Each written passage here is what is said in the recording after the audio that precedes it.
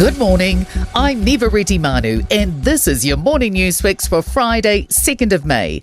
In this update, a drug and alcohol service says a wider cohort of Kiwis is turning to methamphetamine.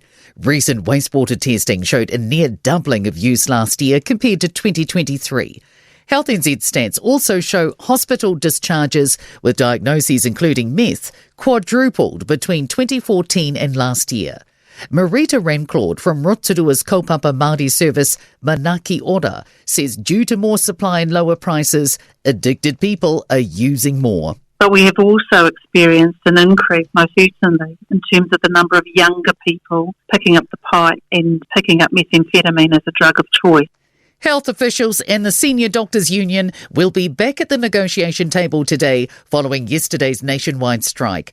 Health Minister Simeon Brown says Health New Zealand has applied to the Employment Relations Authority for urgent facilitation to resolve the dispute. The union says a case conference was already scheduled for today to talk about facilitation and whether that's the next best step for bargaining. The worst of the weather is behind hard-hit parts of the country. All strong wind warnings and watches have now expired, as has the orange rain warning for Kaikoura. Christchurch and Selwyn District remain under a state of emergency, but are still dealing with the aftermath of flooding and slips.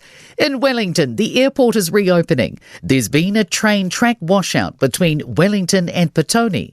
Met Service meteorologist Chelsea Glue says there will be some lingering showers in Canterbury while it's still quite windy in Wellington. We have been experiencing an easing trend for most of the severe weather through yesterday and the overnight period, and they will continue to ease throughout the day today. Government departments are being told of compulsory, stricter standards to protect personal information. The Chief Digital Officers issued a ruling coming into force for all public service agencies from July. Agreements with third parties must include disclosure of any potential conflicts of interest, and a risk assessment needs to take place before personal information shared. It comes after investigations into the use of COVID-19 vaccination and census data at Manorewa Marae last election. The Auckland public will now get to have their say on the future of stadiums at Western Springs. After hours of debate, they decided to endorse neither of the two bids presented. The wide nature of the consultation means both options and the revival of Speedway at Western Springs is on the table. Some councillors did not think consultation should take place at all, citing legal action about the movement of Speedway from Western Springs to Waikaraka Park. Mayor Wayne Brown scolded councillors against consultation and said it was the best option. We've heard from you people for 7 hours. This is about going to the public.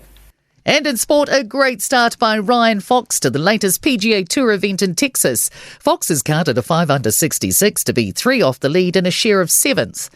A converted try conceded after the siren has seen the New Zealand under-20 rugby side draw with Australia 29-all in the opening game of the Under-20 Rugby Championship in South Africa. And the high winds in the capital have forced tonight's scheduled final round men's A-League fixture between the Wellington Phoenix and Perth Glory to be postponed until Sunday. I'm Nivareti Manu and that's your latest news fix. We'll be back with the next update at midday from the Newstalk ZB newsroom.